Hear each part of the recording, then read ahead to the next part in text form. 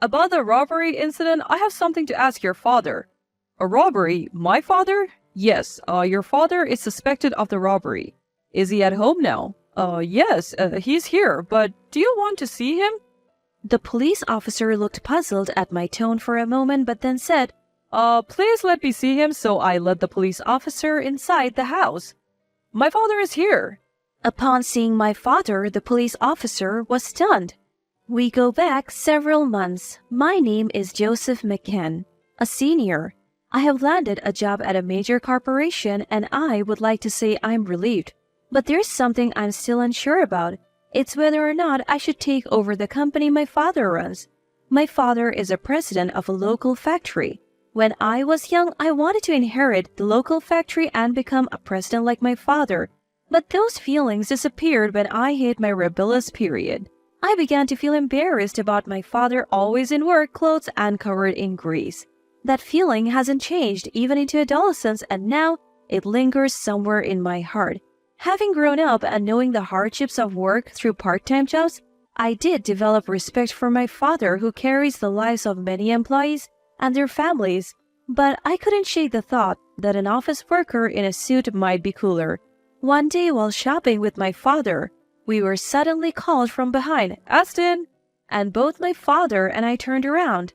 The man there appeared to be the same age as my father. Duncan, it's been a long time.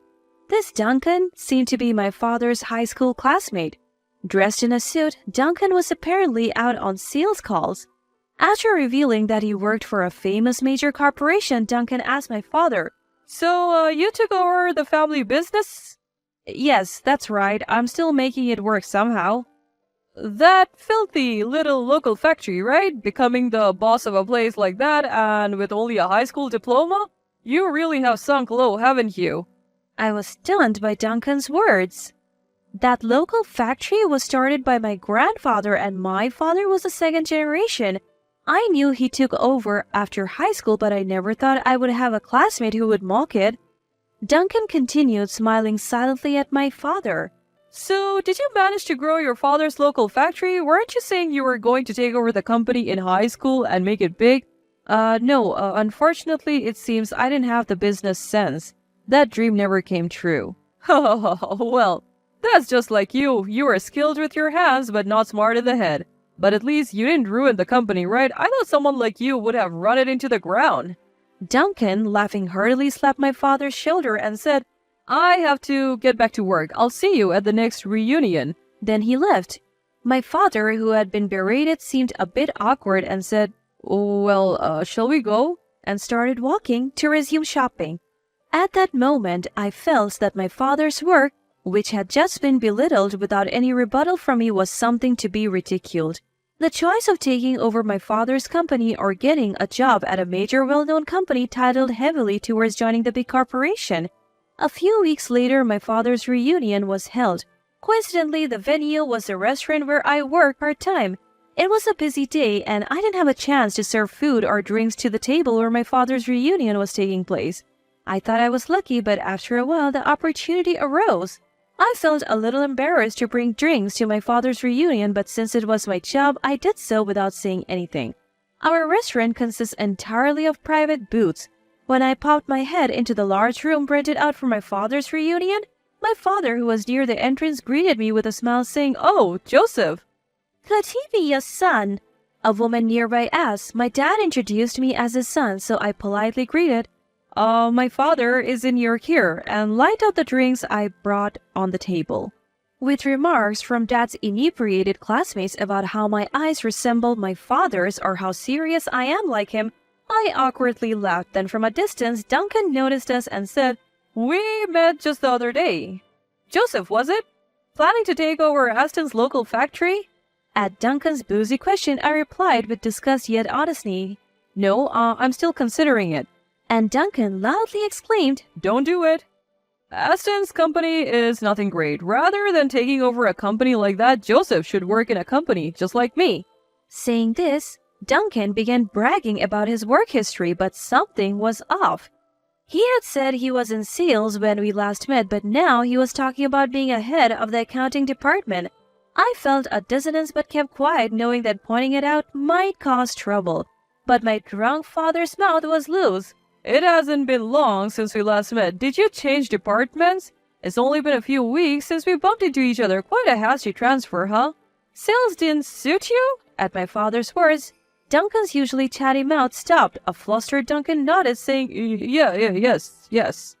Yes, a dirty job like sales didn't suit me. I became head of the accounting department as soon as I transferred. That's strange. I heard that company was merged with a global enterprise and the accounting base is overseas, isn't it? As my father pointed out, Duncan's bragged about company had been merged into a global corporation. It seemed many others knew this but hadn't said anything, and laughter erupted at my father's comment. Hey Duncan, what's going on? You're the head of accounting at a merged place? Shut up. I can't stay at this gathering. Embarrassed, Duncan trembled with frustration and announced, I'm leaving. Then he stomped out, leaving with loud footsteps. I wonder if I did something wrong, the father said. But the people around assured him that it wasn't the case and that Duncan had always been like that. Watching my father being praised for speaking his mind, I felt happy. Even though he was a bit tipsy, my dad had the guts to say what everyone else found hard to put into words. He was quite impressive. Half a year passed from that day. I was still struggling with whether or not to take over my father's company. The uncertainty deepened daily, and honestly, I was so confused that I didn't know what to do. Then one day, while relaxing at home, the doorbell rang. My mother was out, so I answered it. Yes? Hello, you're Mr. McKen, right? The visitor was a police officer in uniform. Startled, I replied in a tense voice, yes? As I began to worry about what might have happened, the police officer said, I have some questions for your father about a robbery. A robbery? My father? Yes, that's right. Your father is suspected of robbery. Is he at home now? Yes, he is here, but do you want to see him? From my tone, the police officer looked puzzled for a moment, but said, please let me see him. Here is my father. What was there was an altar and my father's photograph. I then told the stunned police officer that my father had passed away in traffic accident. I'm sorry for your loss, the police officer said, and I asked him, my father was not a person who would rob anyone. Who is suspecting my father of being a robber? I cannot share that personal information. I truly apologize for today's intrusion. After apologizing repeatedly, the police officer left. Who on earth had accused my father of robbery? I was feeling frustrated, but the answer was soon revealed. A few days later, I was helping out at my father's local factory, taking over the role since he had passed away. My mother has been filling in for my father, but she's already in her 50s, and she had only assisted my father a little in his work. It didn't feel enough to replace my father, so I was the one helping. That's when Duncan barged in. Aston, come out. Return what you stole. The factory was filled with the loud noise of heavy machinery, but Duncan shouted over it with a voice so loud that I was taken aback, and I wasn't the only one. The other workers stopped in surprise, and I spoke to Duncan. My father isn't here. Then, he's home? Call him right here. I've been robbed and I'm in trouble. I could hear a voice from among the workers asking, robbed the boss? But Duncan crossed his arms and stood firm. He was angrily repeating, bring out Aston. So I asked him, my father is not the kind of person who would rob someone. Are you sure you're not mistaken? No, it was Aston. Aston must have been jealous of me working for a big company and stole my bag. Luckily, I didn't have my wallet with me, but the fact that he robbed me is unforgivable. The police are useless, so I came here myself. Let me talk to Aston. When did this robbery happen, by the way? It was about 2 weeks ago. The workers began to murmur at Duncan's answer, which he gave after some hesitation. He seemed confused by the commotion. When I asked Duncan, so it was really 2 weeks ago? He seemed to lose his temper at my persistence. He started yelling, what's going on? Why do you keep checking? I told you it was 2 weeks ago. I, an elite, came all the way to the small, greasy local factory. Let me see Aston now.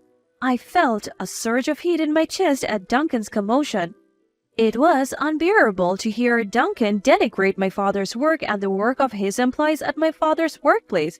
But the worst part was trying to pin the crime of robbery on my father. My father died in a traffic accident a month ago, so he cannot be here." When I told him this, Duncan's face showed surprise and he said, "What?" I continued, "How could my father, who died a month ago, rob anyone? Are you sure you were really robbed?" I knew Duncan was a liar, and that came to light at the recent class reunion. I later found out from my father's classmates that Duncan had been a liar since his student days.